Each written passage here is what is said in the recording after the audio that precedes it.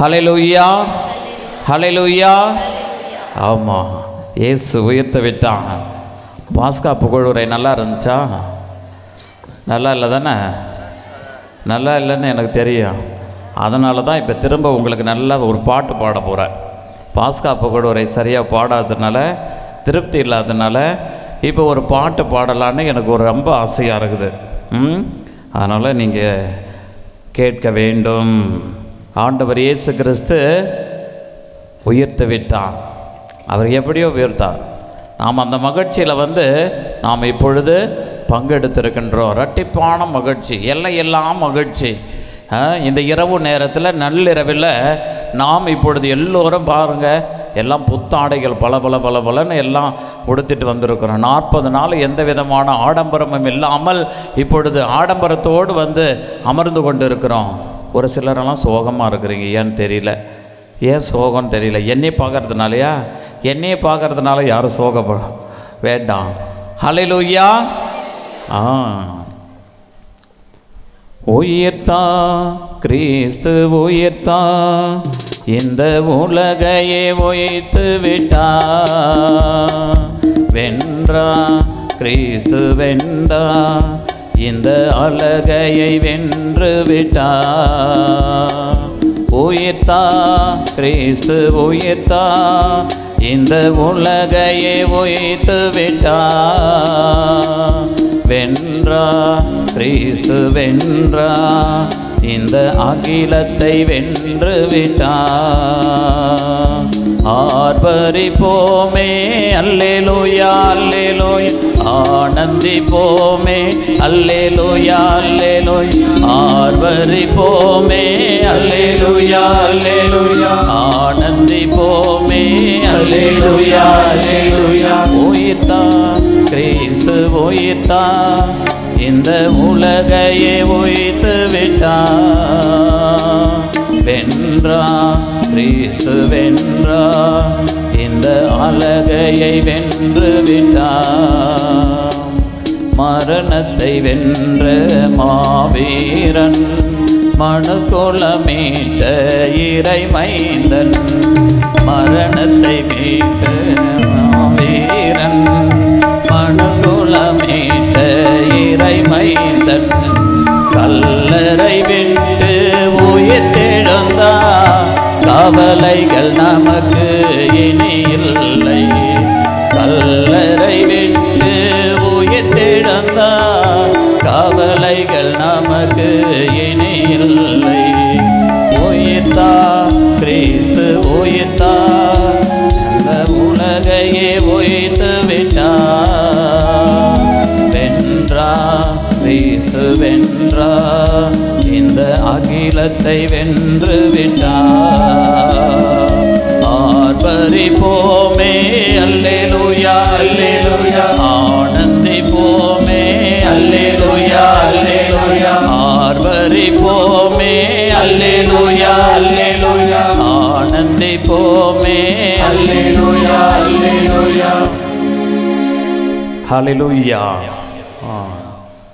ஆண்டவர் இயேசு கிறிஸ்துவே, நண்பிற்குரிய சகோதர சகோதரிகளே, என்றெல்லாம் நமக்கு மகிழ்ச்சி பொங்குகின்ற நன்னாள். ஏனென்று சொன்னால், அகையிருள் நீக்கும் ஆதவனாய் ஆண்டவர் இயேசு உயிர்த்து விட்டான்.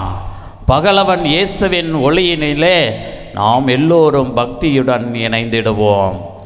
இன்று நமக்கெல்லாம் திருவிழாவிற்கெல்லாம் பெருவிழா, எல்லாம் திருவிழாக்கெல்லாம் பெருவிழா இந்த பாஸ்கா பெருவிழா தான். ஆண்டவர் இயேசு கிறிஸ்தனுடைய அந்த உயிர்ப்பு இல்லை என்றால் நாம் கொண்டிருக்க விசுவாசம் பயனற்றது என்று பவுலடியார் சொல்லுகின்றார். ஆண்டவர் இயேசு கிறிஸ்து உயிர்க்கவில்லை என்றால் கிறிஸ்துவமே கிடையாது. 21 நூற்றாண்டுகளாக பல்வேறு விதமான வேத கலாபனைகள், எதிர்ப்புகள், அழிக்க வேண்டும் என்ற எவ்வளவோ எதிர்ப்புகளுக்கு மத்தியில் இன்றளவும் இந்த கிறிஸ்துவம் வாழ்ந்து கொண்டு வளர்ந்து கொண்டிருக்கிறது என்றால் அதற்கு அடித்தளமாக இருப்பது ஆண்டவர் இயேசு கிறிஸ்தனுடைய அந்த மாபெரும் உயிர்ப்பு தான். அவர் இந்த உலகத்தையே வென்று விட்டார். பவுலடியார் சொல்றாரு, சாவே உன் கொடுக்கு எங்கே, சாவே உன் வெற்றி எங்கே? எங்கே இருக்குது? ஆண்டவர் இயேசு கிறிஸ்து எல்லாவற்றையும் ஒழித்து விட்டார். எனவே ஆண்டவர் இயேசு கிறிஸ்துவனுடைய உயிர்ப்பு தான் நம்முடைய கிறிஸ்தவ வாழ்வின் அச்சாணி, அடித்தளம்.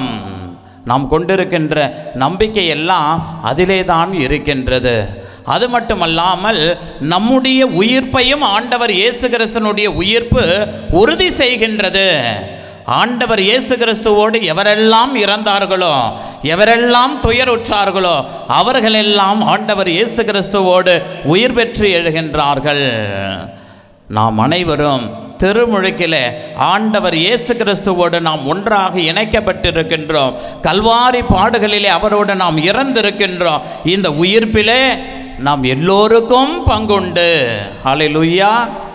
எல்லாருக்கும் பங்குண்டு. ஆண்டவர் இயேசு கிறிஸ்துவனுடைய இந்த உயிர்ப்பு நமக்கு என்ன சொல்கின்றது? விடுதலையை சொல்கின்றது. விடுதலையின் செய்தி, அவ்வளோதான், வேறு ஒன்றுமே கிடையாது. இன்றைக்கி காலையில் ஒரு வீட்டுக்கு போனேன்.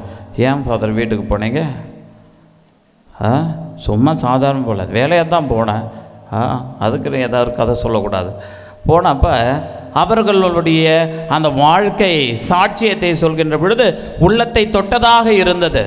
இந்த காரைக்காலிலே நாங்கள் வந்த பொழுது எல்லாவற்றையும் இழந்து போனோம். வாழ்க்கை அடுத்தது நடக்குமா?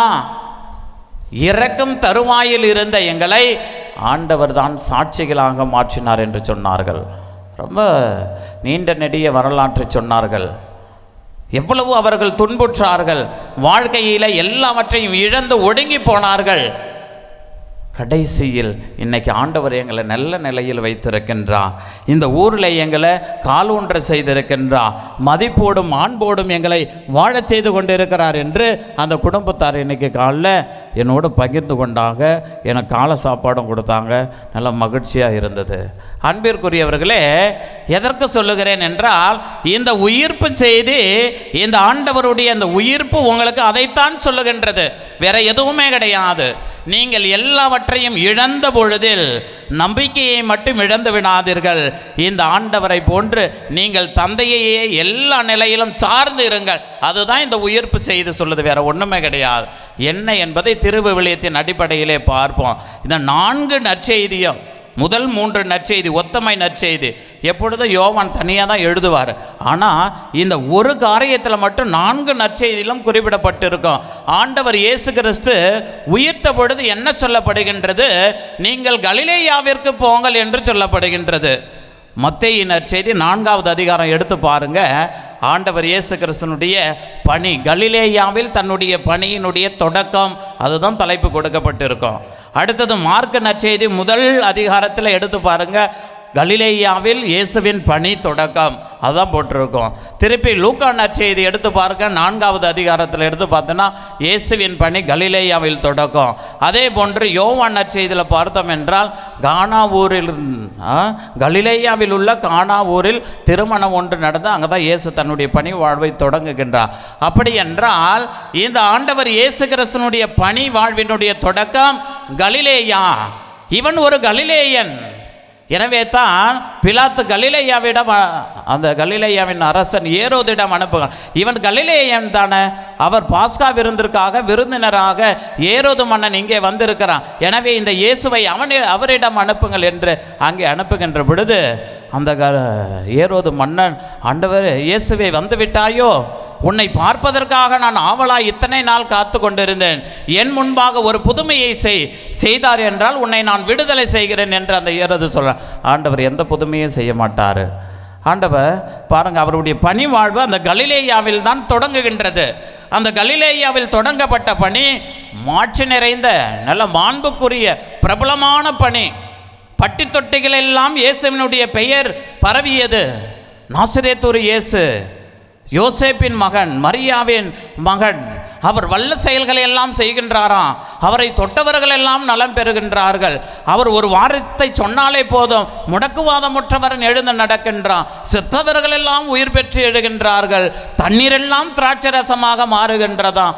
5 அப்பங்களையும் 2 மீன்களையும் 5000 மக்களுக்கு உணவாக கொடுத்தாராம். அப்படி என்று பிரபலமான அந்த இயேசு கிறிஸ்துனுடைய பணி, கலிலேயாவின் பணி, தோற்று போன பணி, தோற்று போய்விட்டது.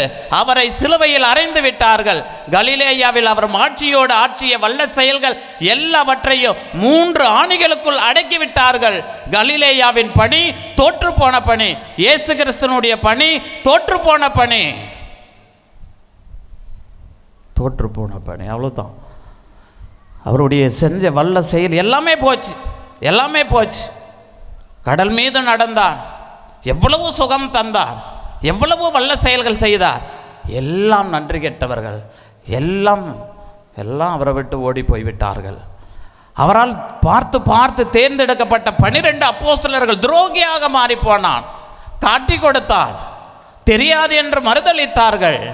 எல்லாவற்றையும் விட்டு விட்டு ஓடி போனார்கள். ஆண்டவரே, எல்லோரும் உம்மை விட்டு ஓடி போனால் நான் ஓடி போக மாட்டேன்னு சொன்னவர் காணோம். ஆண்டவரே, நீ எங்கு சென்றாலும் உன்னை நான் பின்தொடர்வேன் என்று சொன்னவர்களை காணோம். அவரிடம் நன்மையை பெற்றவர்கள், ஆண்டவரே நான் வரட்டுமா என்று சொன்னவர்கள் யாரையுமே காணோம். எனவே அவருடைய கலிலேயா பணி தோற்று போன பணி. எனவே தான் ஆண்டவர் சொல்கிறார் பாருங்க, இதெல்லாம் நமக்கெல்லாம் ஒரு பாடம். இந்த ஒரு பாடத்தை இன்றைக்கி உள்ளத்தில் ஏற்றுக்கொண்டு போங்க. வேறு எதுவும் நான் வளவலன்னு பேச விரும்பலை. இன்றைக்கி இந்த ஒரு வார்த்தை போதும். உங்களுடைய வாழ்க்கையிலும் இந்த நிலைமை வரும்.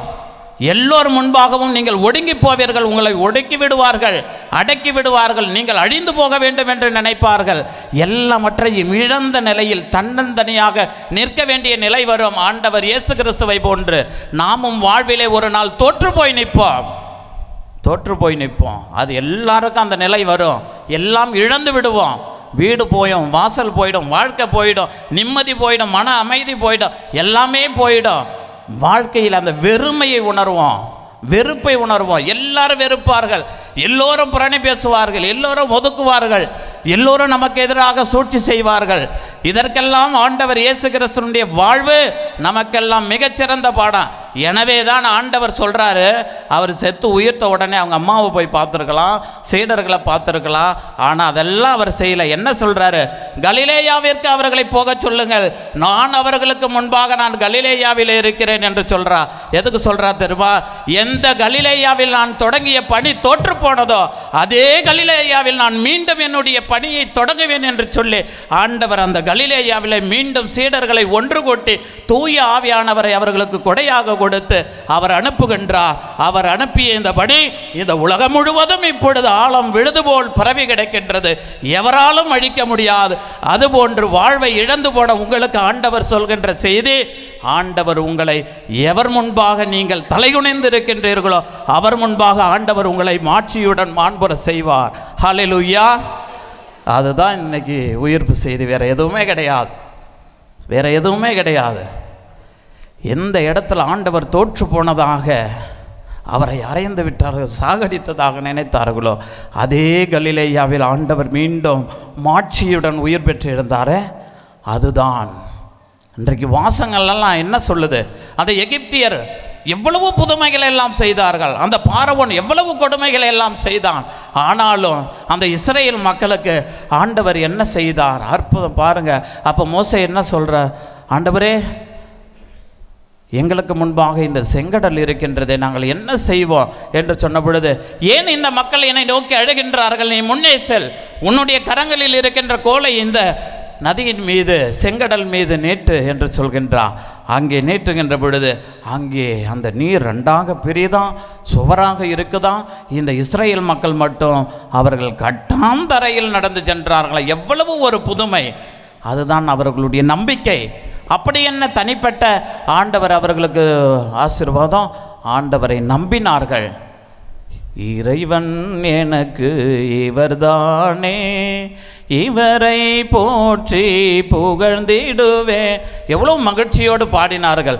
ஏனென்று சொன்னால் அவர்களை பின்தொடர்ந்து வந்த அந்த எகிப்தியர்களுடைய தேர்ப்படை, குதிரைப்படை, எல்லா படையும் அந்த செங்கடலிலே அவிழ்ந்து போக இந்த இஸ்ரேல் மக்கள் மட்டும் கட்டாந்தரையில் நடந்து சென்றார்கள் என்றால் மாபெரும் ஒரு புதுமை.